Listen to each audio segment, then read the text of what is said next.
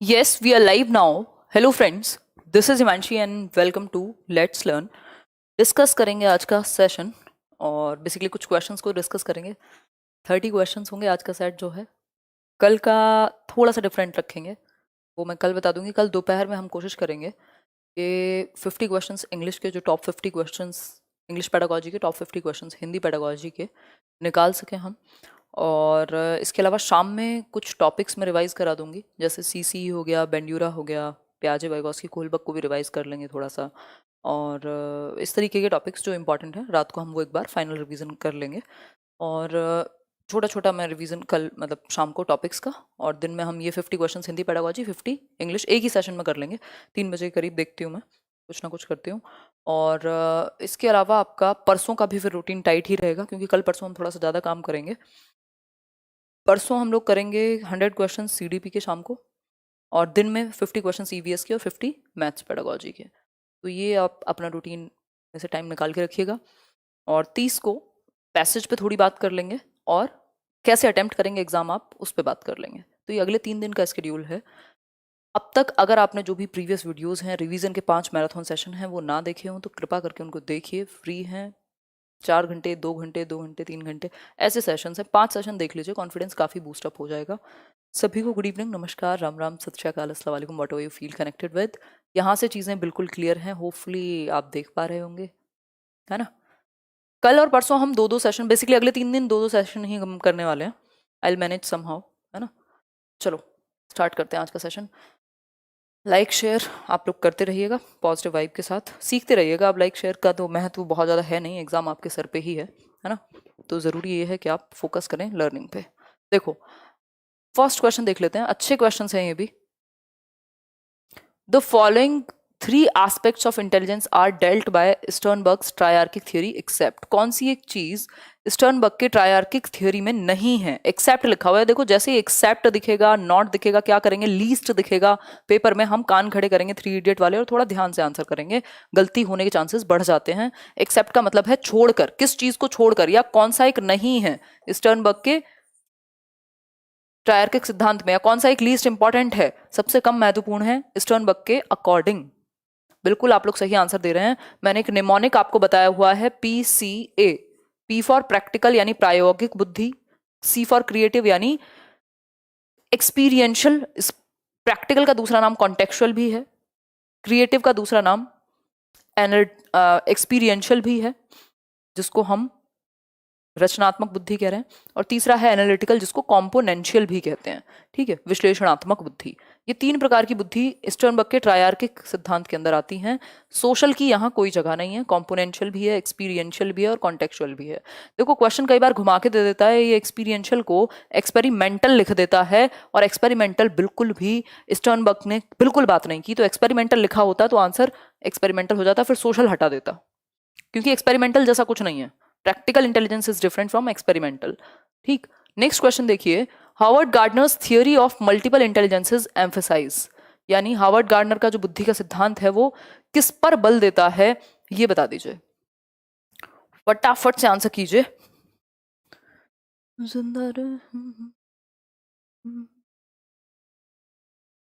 देखो एक बार, किस पर बल देगा? कॉमन एबिलिटीज नहीं, जनरल इंटेलिजेंस नहीं। उन्होंने कहा है हर एक व्यक्ति में एक यूनिक एबिलिटी है, बुद्धि के अलग अलग प्रकार हो सकते हैं। 8 टाइप्स की बात की है एज पर NCERT, है ना। Conditioning skills in students, conditioning की बात बिहेवियरिस्ट यानी व्यवहारवादी करते हैं, और पूरा सीटेट रचनावाद को फॉलो करता है। तो आप कल हम थोड़ा सा बात करेंगे इस पे, ठीक है। The sounds TH PH CH R यानी थ फ च, जो ये साउंड्स हैं ये क्या हैं बताइए। Smallest unit of what sound is called phoneme. तो साउंड्स लिखा हुआ है ना, सबसे छोटी ध्वनियां, इससे छोटा तो इसकी कोई साउंड बनेगी नहीं, तो फोनीम्स कहलाएंगे। और टोटल फोनीम्स कितने हैं? 44, जिसमें से यानी टोटल साउंड्स इंग्लिश लैंग्वेज में 44 हैं, जिसमें से 20 साउंड्स हैं वॉवेल की, और 24 साउंड्स हैं आपकी किसकी? कॉन्सोनेंट की। ठीक, 5 वॉवेल होते हैं, नंबर ऑफ वॉवेल, और 5 से 20 साउंड बनती हैं, और 21 कॉन्सोनेंट यानी व्यंजन होते हैं, जिनसे 24 साउंड बनती हैं। ये बेसिक सी चीजें हैं जो आपको पता होनी चाहिए। मॉर्फीम स्मॉलेस्ट यूनिट है मीनिंग की, सबसे छोटी इकाई मीनिंग की, ग्राफीम्स जो लिखने की यूनिट्स हैं कुछ कुछ, है ना। बाकी लेक्सिम्स तो अपने आप में इंडिपेंडेंट मीनिंग रखने वाले वर्ड्स हो जाएंगे, बट वो मैटर नहीं करते, मॉर्फीम और फोनीम मैटर करते हैं। सिंटैक्स और सिमेंटिक भी मैं आपको एक बार रिवाइज करा देती हूँ। सिंटैक्स किससे रिलेटेड है? रूल्स से, स्ट्रक्चर से, और सिमेंटिक मीनिंग से। सेंस निकल पा रहा है या नहीं, वही बाबा जी वाला एग्जाम्पल याद रखिए कि उनके ग्रैंडफादर थे, एक्सपायर हो गए, तो मतलब सिमेंटिकली गलत है। वो जो ड्राइव वाला madam drive a bicycle semantically गलत है, उसका सेंस नहीं बनता। सब्जेक्ट वर्ग अग्रीमेंट सिंटैक्स सही है बट सिमेंटिकली गलत है। सिंटैक्स को कई बार सिंटैक्टिकल कह देते हैं, तो ध्यान रखिएगा। नेक्स्ट बढ़ेंगे क्वेश्चन नंबर 4 पर। In order to avoid gender stereotyping in class our teacher should, यानी आप चाहते हैं कि जेंडर स्टीरियोटाइपिंग को अवॉइड कर दिया जाए क्लासरूम में, तो क्या करें बताइए, देख के बताइए जल्दी से। जेंडर स्टीरियोटाइपिंग को यदि अवॉइड करना है then what would you do, यानी लिंग रूढ़िबद्धता, इसको तो हटाना ही है हर हालत में। तो आप नॉन ट्रेडिशनल रोल्स में पुट करते हैं महिलाओं और पुरुषों को। हो सकता है किसी के फादर खाना बना दें किचन में और मम्मी ऑफिस जा रही हो, है ना। उल्टा भी हो सकता है, जैसे बुक्स में जो एनसीईआरटी की ईवीएस की बुक है उसमें नॉन ट्रेडिशनल रोल्स हैं। महिलाओं को पहाड़ चढ़ते हुए दिखाया है, चांद मतलब सॉरी चांद बोल रही हूँ, स्पेस में जाते हुए दिखाया है ना, और वेट लिफ्टिंग करते हुए दिखाया है। तो ये नॉन ट्रेडिशनल रोल्स हैं जो ट्रेडिशन में चल रहे हैं, उनसे कुछ अलग हैं, ठीक है। तो कुछ अलग अगर हमारे सामने आएगा तब हमारी धारणाएं टूटेंगी कि अरे ये ऐसे भी तो होता है ना, ये तो पॉसिबल है, लड़कियां तो कमजोर नहीं होती। तो क्या होगा, नॉन ट्रेडिशनल रोल में पुट करोगे तो जेंडर स्टीरियोटाइप यानी जेंडर लिंग रूढ़िबद्धता जो चली आ रही है समाज में, मान्यताएं, वो टूट जाएंगी। और किसी ना किसी को आगे आना पड़ता है इस चीज के लिए। और ऐसे एग्जाम्पल्स बहुत हैं भारतवर्ष में या दुनिया में। Appreciate students good work by saying good girl और गुड बॉय। एप्रिसिएशन से नहीं चलेगा, और ये तो बल्कि गुड बॉय गुड गर्ल कर रहे हो तो पता ही लगेगा। डिस्करेज तो कभी नहीं करते, और सिर्फ बॉयज को ही रिस्क लेने को कहोगे, अगेन ये तो उल्टा हो जाएगा। क्वेश्चन नंबर 5 देखिए, schools should cater to individual differences, यानी व्यक्तिगत विभिन्नताओं का ध्यान रखें school. That means differentiated instruction का पालन कर सकते हैं, या फिर कुछ कुछ ऐसी चीजें कर सकते हैं। साफ नहीं दिख रहा, एक बार लिटा के देखो फोन को। तो इंडिविजुअल डिफरेंसेस को कभी कम नहीं करना होता, ये तो जब हैं तो रहेंगे ही। इवन आउट नहीं करना होता, इवन आउट का मतलब है खत्म कर दो, गैप खत्म कर दो, नैरो कर दो बिल्कुल। इंडिविजुअल डिफरेंस खत्म हो जाएगा? नहीं। Understand why students are able और अनेबल टू लर्न, बिल्कुल। इंडिविजुअल डिफरेंसेस आपको इस चीज में मदद करते हैं। दो व्यक्ति एक दूसरे से अलग होते हैं, कोई भी दो लोग दुनिया में पूरे तरीके से सेम नहीं हो सकते। इस बात से ये पता लगता है कि कुछ लोग कोई काम क्यों अच्छे से कर सकते हैं, कोई दूसरा इंसान है वो किसी और चीज में अच्छा हो सकता है। दो बहन भाई हैं या दो भाई भाई हैं, सेम स्कूल में पढ़े हैं, सेम माँ बाप के बच्चे हैं, सेम खाना खाया है, फिर भी अलग हो सकते हैं। जरूरी तो नहीं है दोनों बच्चे 90% ही लाएं, या दोनों का इंटरेस्ट सेम जगह पे ही हो, दोनों की लाइफ में सेम ही डेस्टिनी, मतलब जिस पाथ पे वो बढ़े हैं वो सेम ही हो, जरूरी नहीं है। तो हम ये जान पाएंगे कि कुछ बच्चे क्यों कोई चीज सीख पाते हैं और क्यों नहीं सीख पाते। हम रीजन जान पाएंगे, भाई अलग हो सकता है उसका किसी और चीज में इंटरेस्ट हो। Make individual students feel exclusive, exclusivity नहीं इंक्लूसिविटी पे फोकस है, ठीक है। आगे बढ़ेंगे, समावेशन पे हमारा फोकस रहता है। क्वेश्चन देखिए, what kind of support can a school provide to address the individual differences in students. School क्या सपोर्ट प्रोवाइड कर सकता है व्यक्तिगत विभिन्नताओं को संबोधित करने के लिए, बताइए फटाफट से आंसर कीजिए। चाइल्ड सेंटर्ड करिकुलम फॉलो करे, हाँ बिल्कुल सही बात है भाई। बच्चे को सेंटर में रखोगे तो जो भी उसकी इंडिविजुअल नीड और इंटरेस्ट होगा उसके अकॉर्डिंग आप अपना सिलेबस और सारी चीजें एक्टिविटीज डिजाइन करोगे। ये बात तो बिल्कुल सही है, इसमें कोई भी नुकसान नहीं है। Child centred education is any day better. Apply every possible measure to remove the individual differences in students, मतलब आप हर एक पॉसिबल मेजर, हर संभव उपाय करोगे कि खत्म कर दो इंडिविजुअल डिफरेंसेस को, रिमूव कर दो। इससे बड़ी मूर्खता कुछ और नहीं होगी। Refer slow learners to special schools, ये कहोगे जो धीमे सीखते हैं उनको अलग स्कूल में ले जाओ, यहाँ नहीं सीख सकते। इंक्लूसिव एजुकेशन है तो हर प्रकार का बच्चा एक ही स्कूल में सीखेगा। Follow same level of curriculum for all students, ये नहीं कह सकते हम कि सेम लेवल फॉर, तभी तो अंतर पाया जाता है, तभी तो एनरिच्ड करिकुलम की बात कर रहे हैं हम, किसमें, गिफ्टेड बच्चे के लिए। तो एक चाइल्ड सेंटर्ड करिकुलम और मल्टीपल लर्निंग अपॉर्चुनिटीज, बहुत सारे तरीके आप अपनाएंगे। किसी को स्पोर्ट्स में इंटरेस्ट होगा वो उसमें करेगा, किसी को ड्राइंग में होगा वो उसमें करेगा। आप जो विजुअल्स दिखा रहे हैं तो कोई देख के अच्छा समझेगा, किसी को आप करके कोई असाइनमेंट दे सकते हैं, ग्रुप प्रोजेक्ट दे सकते हैं। तो बच्चों के इंटरेस्ट के अकॉर्डिंग आप उनको काम दे सकते हैं। सेवंथ क्वेश्चन है continuous and comprehensive evaluation emphasises, यानी सतत एवं व्यापक मूल्यांकन जो है वो किस चीज पर जोर देता है। देखो कल और परसों बिल्कुल लेट्स लर्न के लिए डेडिकेटेड रखो। मैं अपनी कुछ क्लासेस बिल्कुल कैंसिल करूंगी और जो भी 2-4 चल रही हैं उनको भी करके, और मैं आप ही के साथ जुड़ रही हूँ अगले 2 दिन तक। मेरे दिमाग में बहुत कुछ चल रहा है, तो थोड़ा सा टाइट ले लो अब 2 दिन के लिए। 30 को थोड़ा सा हल्का रखेंगे, है ना।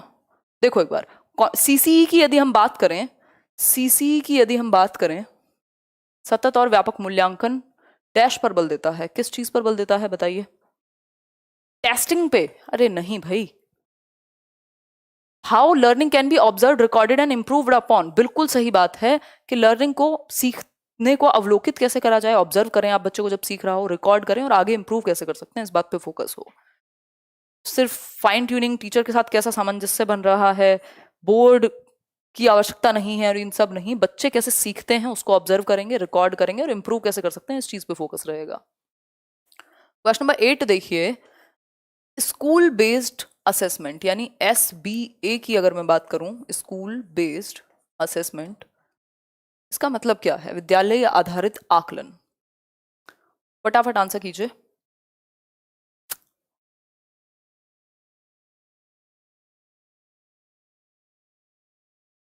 एट्थ का C, helps all students learn more through diagnosis.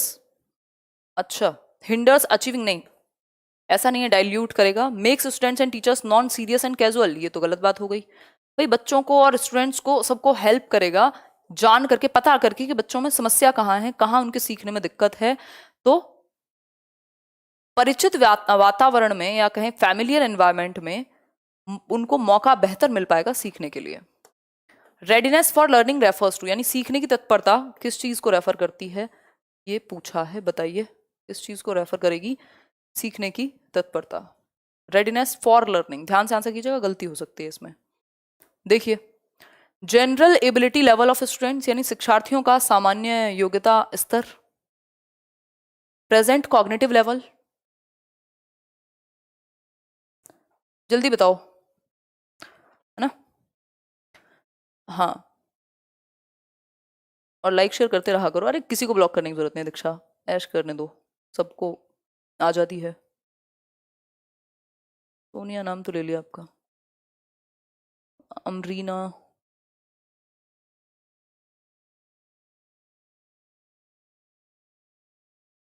Manisha, पता नहीं कौन से लोग हैं ये, क्या कर सकते हैं ऐसे लोगों का, क्या कर सकते हैं। भाषा और लिपि में कोई निश्चित संबंध नहीं होता, भाषा और लिपि में कोई निश्चित संबंध नहीं होता, कोई पूछ रहा है कमेंट में। और किसी का क्या कर सकते हैं बताइए। देखिए एक बार आगे बढ़ते हैं। देखो कुछ लोगों को दर्द होना निश्चित है मेरे कोर्स से, क्योंकि अब तक वैसे परेशान थे, अब ऐसे भी परेशान हो जाएंगे, जीवन इनका खत्म है। देखो एक बार, present cognitive level of students in the learning continuum, तो अगर इन पे फोकस करूं, काम कौन करेगा मेरी जगह, है।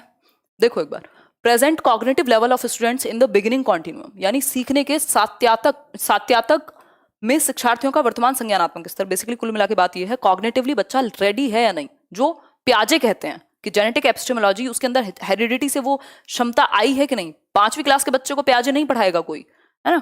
5वीं क्लास के बच्चे को आप फिजिक्स के भारी भारी सवाल नहीं देते हैं, क्यों? क्योंकि वो कॉग्निटिवली रेडी नहीं है, अभी उसका संज्ञानात्मक स्तर, उसका ब्रेन डेवलप नहीं हुआ उस चीज के लिए। तो रेडीनेस फॉर लर्निंग का मतलब है बच्चे का प्रेजेंट कॉग्निटिव लेवल जो है वो लर्निंग कॉन्टिन्यूम के अकॉर्डिंग हो, है ना। जिस लेवल पे वो है उसी लेवल पे आप उसको सिखा भी रहे हैं।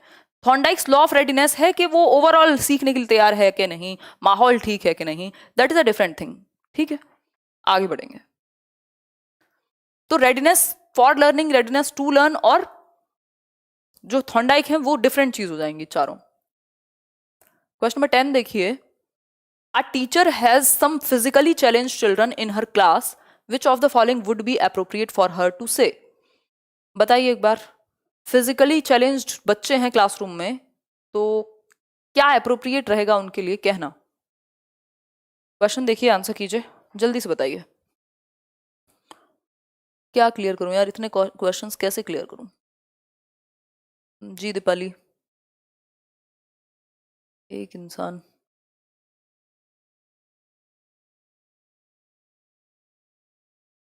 अनामिका वीडियो बनाई थी उसमें लिंक है, करियर लैब डाउनलोड करो। अच्छा जैस कह रहे हैं नेट बंद हो गया है। अच्छा इग्नोर करो यार कमेंट्स ना, आप 2 दिन थोड़ा सा कमेंट्स पे ध्यान मत दो, इधर ध्यान दो। बताओ फटाफट से आंसर क्या होगा। सब मिक्स्ड आंसर दे रहे हैं अपनी अपनी मर्जी से, जिसका जो मन कर रहा है ना। ठीक है देखो क्या कहेंगे इसको। Wheel chaired bound children may take help of their peers in going to hall, ये कहेंगे। Physically inconvenienced children may do an alternate activity in the class, या फिर सी ऑप्शन,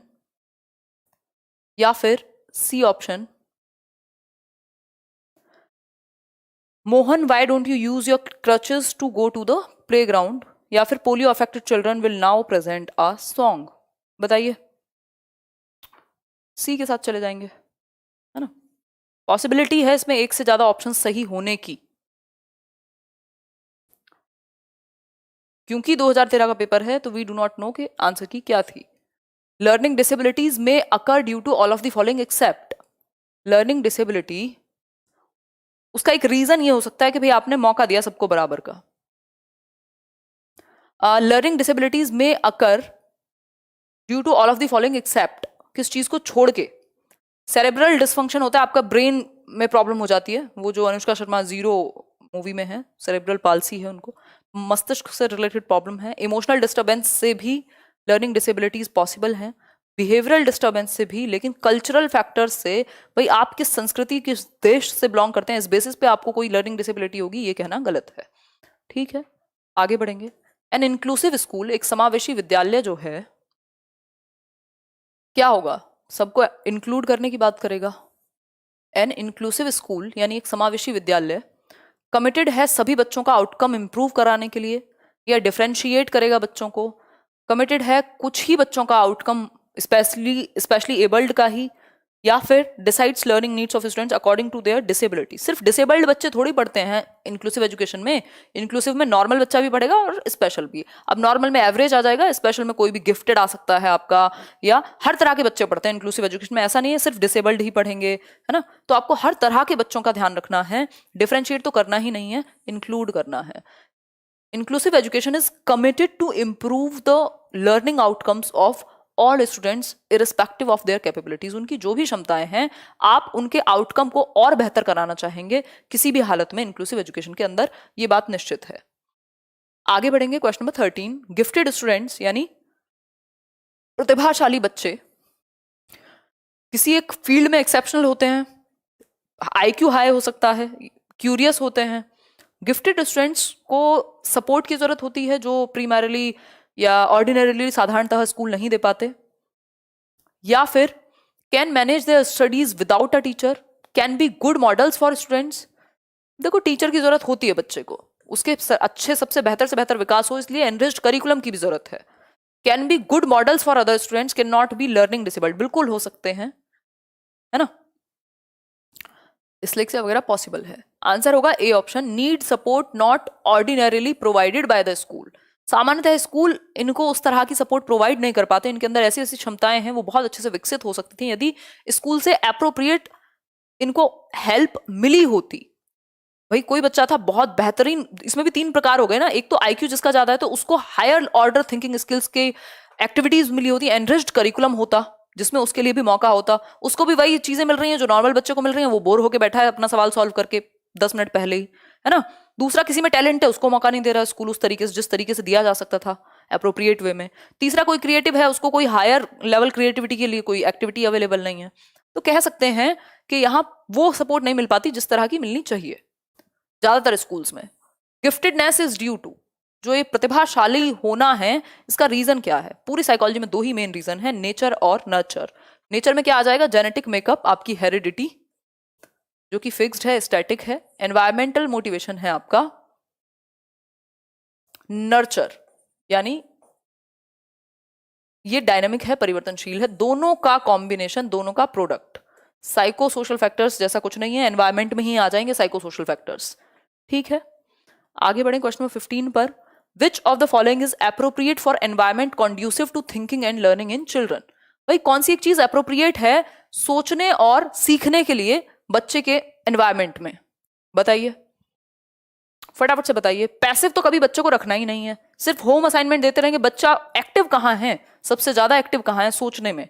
देखिए, इंडिविजुअल टास्क करे तो सबसे बेहतर होगा allowing students to take some decisions about what to learn and how to learn. उनको भी मौका दो, वो करना क्या चाहते हैं, थोड़ा सा उनको भी एक मौका दो, एनवायरमेंट या एक्टिविटी चूज करने का एक इंडिपेंडेंस दो।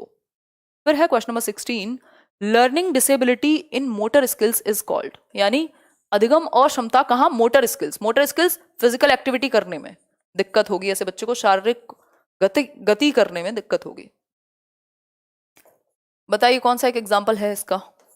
कल मैं सोच रही हूँ एक रिवीजन और ले लूँ आपका, थोड़ा सा फास्ट रिवीजन ले लूँ, कुछ ना कुछ तो करते हैं यार। हेल्थ थोड़ी और अच्छी होनी चाहिए थी इस बार। देखो एक बार, बट आप लोग बढ़िया निकाल के आओगे, जितना कराया है काफी है। डिस्प्रैक्सिया, डिस्प्रैक्सिया, प्रैक्सिया मतलब मोटर स्किल्स में प्रॉब्लम है बच्चे को। ऐसे बच्चे को बटन लगाने, टाई बांधने, नॉट बांधने टाई की, और जो शू लेसेस हैं, पेन पकड़ने में भी दिक्कत हो सकती है, मतलब फिजिकल एक्टिविटीज में दिक्कत हो सकती है डिस्प्रेक्सिया वाले बच्चों को, क्योंकि मोटर स्किल्स में दिक्कत है। तो जो गति करने वाले कौशल हैं, मोटर स्किल्स हैं, ग्रॉस मोटर और फाइन मोटर पढ़ाया था आपको, उनमें दिक्कत आ सकती है। डिसकैलकुलिया वाले को कैलकुलेशन में दिक्कत होगी, डिसलेक्सिया वाले को रीडिंग में दिक्कत होगी, डिस्फेजिया वाले को भाषा को कॉम्प्रीहेंड करने यानी समझने में दिक्कत होगी, कोई लैंग्वेज बोल रहा हो तो। ठीक। लर्निंग डिसेबिलिटी यानी अधिगम निर्योग्यता क्या है? देखिए एक बार, लर्निंग डिसेबिलिटी यानी अधिगम निर्योग्यता एक वेरिएबल स्टेट है, स्टेबल है, नीड नॉट इम्पेयर फंक्शनिंग, या फिर यानी जरूरी नहीं है कि कार्य पद्धति को हानि ही करे, या फिर D option, does not improve with appropriate input. अगर सही इनपुट दिया जाए तो इम्प्रूव हो सकती है सिचुएशन, अगर सही तरीके से ऐसे बच्चे को डील किया जाए। लर्निंग डिसेबिलिटी वही dyslexia, dyscalculia, dysgraphia, dysmorphia, dystopia, यही सारे है ना भाई। ये एक ऐसा नहीं है नीड नॉट इम्पेयर फंक्शनिंग मतलब कार्य पद्धति को हानि नहीं है कि जरूरी करे, बिल्कुल करेगा। जिस स्टेट में प्रॉब्लम है, मान लीजिए रीडिंग में प्रॉब्लम है, तो वो शैली तो आपकी निश्चित रूप से प्रभावित होगी, ऐसा नहीं कह सकते कि प्रभावित नहीं करेगा। ये एक स्टेबल स्टेट नहीं है, ये एक वेरिएबल स्टेट है। देखो खत्म तो ये जड़ से तो नहीं होता है, बिल्कुल जीरो तो कभी नहीं होगा, बट वेरिएबल है। अगर आप सही इनपुट्स देते रहेंगे तो टाइम के साथ कम ज्यादा होता रहेगा, कंट्रोल में आ जाता है बहुत लोगों का डिसलेक्सिया और वो सारी चीजें। ठीक है, क्वेश्चन नंबर 18 देखिए, वेरिएबल मतलब ऊपर नीचे होता रहेगा। The following are the steps in the process of problem solving except, कौन सा समस्या समाधान का चरण नहीं है, यानी प्रॉब्लम सॉल्विंग के स्टेप्स में से नहीं आएगा। आइडेंटिफाई करना बिल्कुल जरूरी है, पहला ही एक प्रॉब्लम है, मतलब स्टेप है। ब्रेकिंग डाउन यानी आप प्रॉब्लम को छोटे हिस्सों में, भागों में बांट सको। पॉसिबल स्ट्रेटेजीज आप ढूंढ सको कि भाई इस प्रॉब्लम को सॉल्व करने के पॉसिबल तरीके कौन से होंगे, और एंटिसिपेट करें आप आउटकम में। ये मैटर नहीं करता कि आप रिजल्ट, परिणामों की आशा करने बैठे रहें कि हाय ये प्रॉब्लम सॉल्व होगी तो ऐसा होगा वैसा होगा, तो महल नहीं बनाने हैं, काम यहाँ फोकस काम पे है। आ टीचर शुड यानी एक शिक्षक को क्या करना चाहिए बताइए। A teacher should treat errors committed by students as blunders, मतलब उस पर ध्यान ही ना दे एरर्स पे, फिर कैसे इंप्रूव होंगे। Measure success as the number of times students avoid making mistake, मतलब वो सफलता है जितनी बार आपने गलती करने से आप बच गए। बिना गलती करे दुनिया में कोई भी इंसान तो नहीं सीख सकता। Not correct students while they are trying to communicate ideas. अच्छा, focus more on lecturing and providing a foundation for knowledge. Lecturing पे फोकस करने का मतलब है आप पैसिव लर्निंग पे फोकस कर रहे हैं, बच्चा एक्टिव नहीं होता व्याख्यान विधि में, ये आपको पता होना चाहिए, निष्क्रिय होगा बच्चा। सबसे बड़ी बात है आप बच्चों को उस समय करेक्ट नहीं करते जब वो अपने आप को अभिव्यक्त कर रहे होते हैं। कोई छोटा बच्चा, उसने अभी अपने आप को एक्सप्रेस करना सीखा है ना, कोई स्टोरी लिखना सीखा है, कोई बात कहना सीखा है अपनी, और वो आपको अपनी बात को कम्युनिकेट करने की कोशिश कर रहा है, और आप हैं अरे दिमाग दिमाग दिमाग बोलो, दिमाग क्यों बोल रहे हो, ये तो दिमाग होता है ना, देखो फ्रेंड की स्पेलिंग गलत करी है। ये प्रॉब्लमेटिक है। आप उसको एक्सप्रेस करने देते हैं, पहले अभिव्यक्ति पे ध्यान देते हैं, वो खुले तो सही आपसे, अपने विचार तो व्यक्त करे। तो ये इंपॉर्टेंट है कि आप शिक्षार्थी के विचारों को संप्रेषित करने के समय उसको क्या नहीं करते हैं, ठीक नहीं करते हैं, थोड़ा टाइम दे सकते हैं उसको ठीक करने का, पहले एक्सप्रेशन जरूरी है, अभिव्यक्ति जरूरी है। 20th क्वेश्चन देखिए, ये अपनी मर्जी से चलता है ना, तो देखो क्वेश्चन नंबर 20th देखिए, Seema is desperate to score, Seema is desperate to score A+ grade. ये ध्यान से पढ़ना है, इसमें पहले गलती की है हम लोगों ने, शायद मुझे लग रहा है एक बार मिस्टेक की है, वैसे तो ये सही बताया हमेशा। In an examination, as she enters the examination hall and the Examination begins. She becomes extremely nervous. Her feet go cold, her heart starts pounding and she is unable to answer properly. The primary reason for this is that मतलब सीमा एक बच्ची है जिसको A+ grade का उसने सोचा हुआ है भाई मुझे तो 140 लाने हैं सीटेट में, है ना। रात दिन डेस्परेशन है, पागलपन है।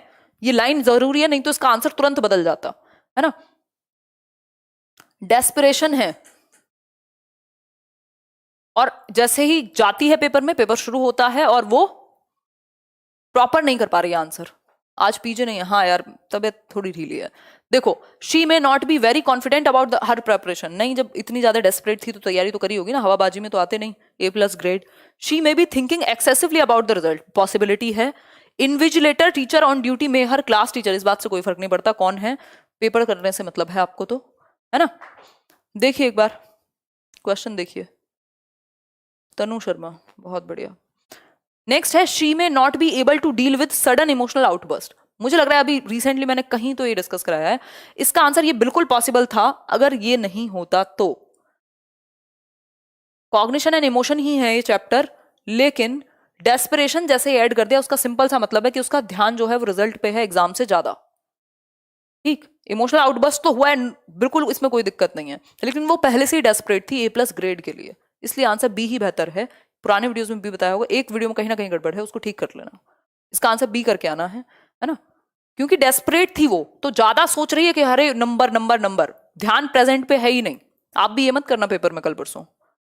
इमोशनल आउटबर्स्ट उस केस में हो सकता था, लेट हो गई होती, अचानक से कुछ हुआ होता, पहले से उसने ऐसा नहीं सोचा था, बस मेहनत कर रही होती, तब पॉसिबल था।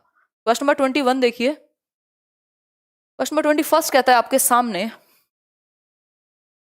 Which of the following cognitive verbs are used to analyze the information given? यानी कौन सी एक cognitive verb जो है वो एनालिसिस के लिए प्रयोग होगी। ब्लूम्स टैक्सोनॉमी में knowledge, understanding, application, analysis, synthesis, evaluation, ये 6 स्टेप्स हैं। उसमें एनालिसिस यानी विश्लेषण करने के लिए किस शब्द का प्रयोग करेंगे, बताइए। ये कुछ लिस्ट्स हैं वर्ड्स की जो अलग अलग लेवल पे होती हैं।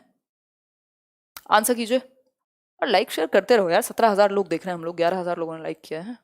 कहाँ सो रहे हो, पेपर को लेकर टेंशन में हो क्या? क्या होगा इसका आंसर? सब अपनी मर्जी से आंसर कर रहे हैं। डिफरेंशिएट, है ना, अंतर कर पाए, वो अंतर कर पाए। एनालिसिस में होता क्या है, मैं इसलिए फेल हुआ, ये रीजन रहा होगा, इसमें ये हुआ, ये हुआ, ये हुआ, है ना। ये बात क्लियर हुई या नहीं हुई? बिल्कुल क्लियर है। आगे बढ़ेंगे। एनालिसिस में आप एक एक टुकड़े को देखते हैं तोड़ करके। फिर है क्वेश्चन नंबर 22, ध्यान से पढ़िएगा। क्वेश्चन नंबर 22 कहता है, देख पा रहे हो ना, हाँ। Rajesh is a voracious reader, भाई दबा के पढ़ता है, उसको पसंद है पढ़ना राजेश को। Apart from studies his course books he often goes to the library. जो उसकी कोर्स बुक है, जो उसकी नॉर्मल स्टडीज में टेक्स्ट बुक यूज होती है, उसके अलावा वो लाइब्रेरी जाके बहुत सारी अलग अलग टॉपिक पे, डाइवर्स टॉपिक्स पे किताबें पढ़ता है।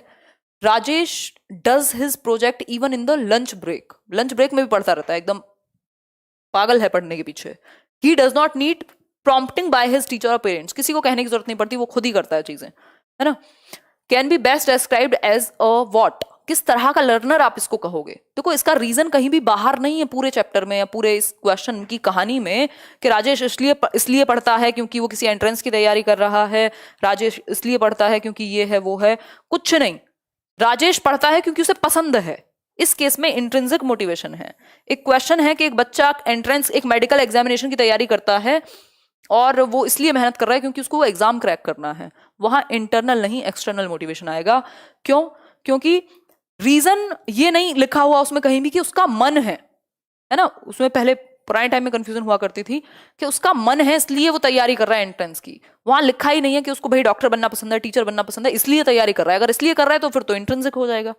बट वो सिर्फ तैयारी कर रहा है, मेहनत कर रहा है किसके लिए? एंट्रेंस के लिए। अगर रीजन बाहर है दैट मीन्स फिर इंटरनल से एक्सटर्नल में बदल जाएगी बात।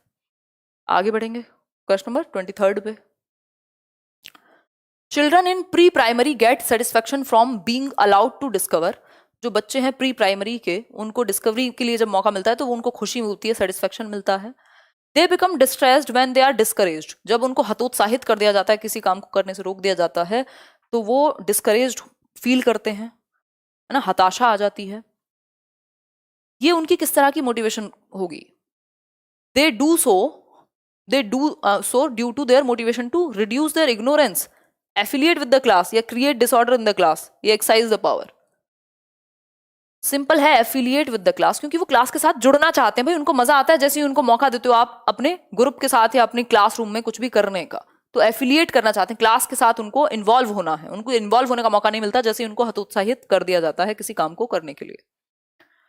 24th क्वेश्चन देखिए, understanding human growth and development enables a teacher to, यानी मानव वृद्धि और विकास को समझने से शिक्षक को किस चीज में मदद मिलेगी? मैं और आप क्यों पढ़ रहे हैं ये वृद्धि और विकास? सिंपल बात है, ताकि हम बच्चे को जान पाए, वो किस स्टेज में है, कैसे सीखता है, कहाँ प्रॉब्लम होगी, कौन सा एरिया सेंसिटिव होगा, ये सब जान पाए। कंट्रोल करना मेन उद्देश्य नहीं है इमोशंस का। बिल्कुल सही बात है, आपको पता लगे अलग अलग डाइवर्सिटी होती है, विभिन्नता होती है, सारे बच्चे एक जैसे नहीं होंगे, इसलिए तो इंडिविजुअल डिफरेंसेस पढ़ रहे हैं हम चाइल्ड डेवलपमेंट में। नहीं तो आप तो कहेंगे सबको एक ही जैसा होना था, देखो वो कितना अच्छा करता है, तुम क्यों नहीं करते? Tell students how they improve their lives, motivational speaker बन जाइए फिर, है ना? वैसे टीचर का काम ये भी है, प्रैक्टिस हर teaching in an unbiased way, ये भी सही है, सारी सही है बातें। लेकिन ह्यूमन ग्रोथ एंड डेवलपमेंट को पढ़ने से सबसे ज्यादा इंपॉर्टेंट है कि आप विविधता वाले लर्नर्स को, बाकी तीनों ऑप्शन इसी में आ जाएंगे, बच्चों में विविधता पाई जाती है, इस चीज को समझ लेंगे तो आप उनके इमोशंस को भी समझ जाएंगे, उनकी इंस्पिरेशंस को भी समझ जाएंगे, उनको इंप्रूव भी करा देंगे, और फोर्थ ऑप्शन अनबायस्ड भी रहेंगे, क्योंकि आपको पता है सारे बच्चे एक जैसे नहीं है। तो बी ऑप्शन में बाकी के तीन ऑप्शन इंक्लूडेड हैं, समाहित हैं, ठीक है? तो ऐसा ऑप्शन बेहतर होता है जो बाकी को इंक्लूड कर ले, अगर पॉजिटिव हैं बाकी ऑप्शंस तो। विच one of the following is true, इनमें से कौन सी एक बात सही है, सत्य है? बताइए। 23 समझा दो, समझाया नहीं क्या 23 मैंने? अभी डिस्कस कर लेंगे, 2 क्वेश्चन पीछे ही होगा वो तो। एक बच्चा था ना, वही राजेश वाली बात थी ना, उसका मन करता है वो पढ़ता ही रहता है, किताबें सिर्फ उसकी नहीं पढ़ता, सिलेबस की सबकी पढ़ता है, तो आंतरिक रूप से अभी प्रेरित हुआ ना, उसको पसंद है सीखना इसलिए पढ़ रहा है। कौन सी एक बात सही है? Development and learning are unaffected, बिल्कुल नहीं। वाइगोस्की क्लियरली कहते हैं कि प्रभावित होते हैं, अनअफेक्ट का मतलब है प्रभावित नहीं होते, अप्रभावित, ये नहीं कह सकते हम। समाज और संस्कृति से विकास प्रभावित होता है। Students learn only in a certain way, सिर्फ एक तरीके से ही सीखते हैं, गलत बात। प्ले इज मल्टीपल वेज में सीख सकते हैं, सिर्फ एक ही वे में क्यों सीखेंगे, है ना? Play is significant for cognition and social competence, बिल्कुल सही बात है। जब वो ग्रुप लर्निंग या खेलते हैं या स्पोर्ट्स में भागीदारी उनकी होती है, तो उनका संज्ञान और उनका कॉम्पिटेंस लेवल, सोशल स्किल्स उनकी, समाज में रहने की, ग्रुप में काम करने की, वो बेहतर होती हैं, कोऑपरेट करने की, ठीक। क्वेश्चनिंग बाय टीचर, अगर टीचर क्वेश्चन पूछे तो बच्चे का दिमाग विकसित नहीं हो पाएगा, ये तो गलत बात है, मतलब उल्टी सी बात हो गई ये तो।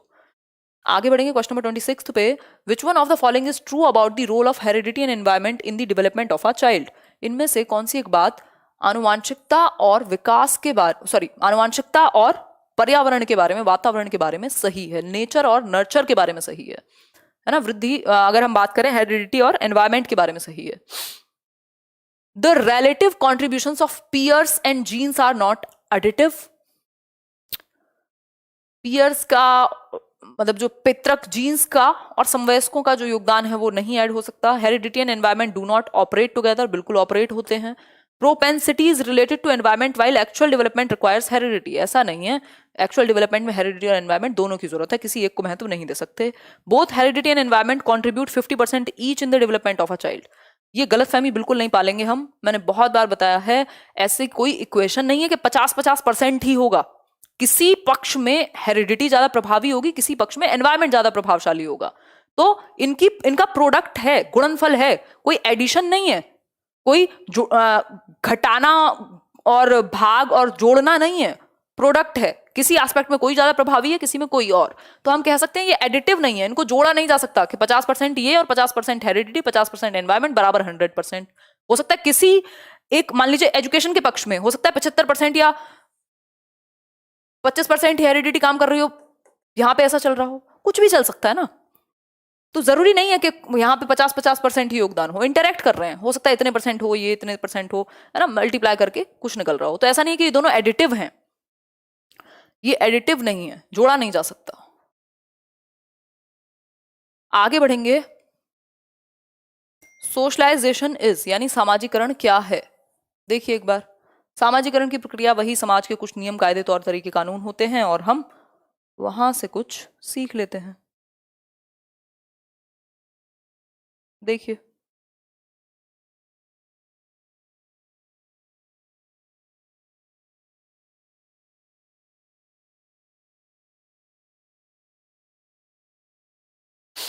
ट्वेंटी सेवन का third, process of modernization of society.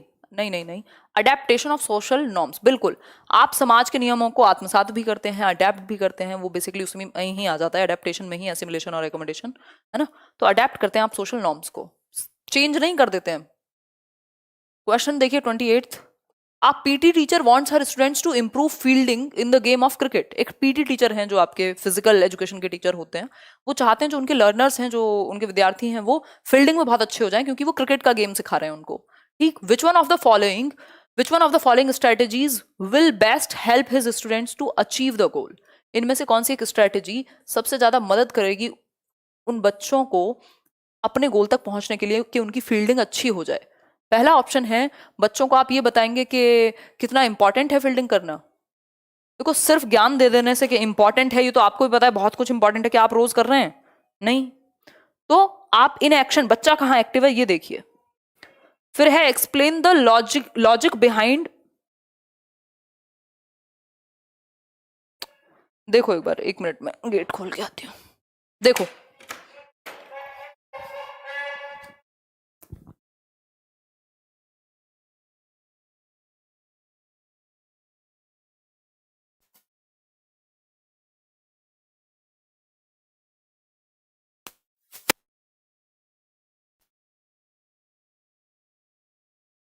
चलो कंटिन्यू करते हैं।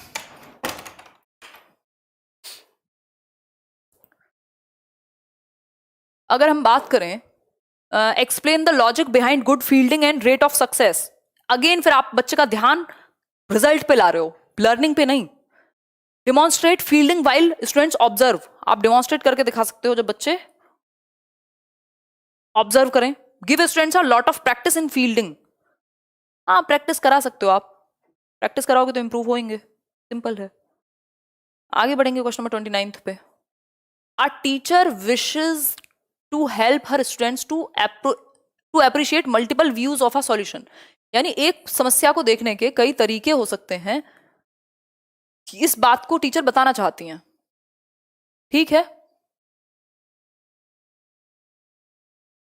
She provides her students multiple opportunities to debate on this situation, वो चाहती हैं बच्चे अलग अलग पॉइंट्स ऑफ व्यू पे डिस्कशन करें, उनका क्या विचार है किसी एक टॉपिक पे। According to Vygotsky's perspective, Vygotsky के अनुसार यदि जो बच्चे हैं वो डिस्कस करते हैं, हर students will dash various views and develop multiple perspectives. बच्चे क्या करेंगे जिससे उनके मल्टीपल पर्सपेक्टिव्स डेवलप होंगे। वाइगॉस्की कहते हैं समाज और संस्कृति, मतलब ग्रुप में हम सीखेंगे एक दूसरे से, तो क्या करेंगे बच्चे, ये बता दीजिए, फटाफट से आंसर कर दीजिए, तभी हम आगे बढ़ पाएंगे।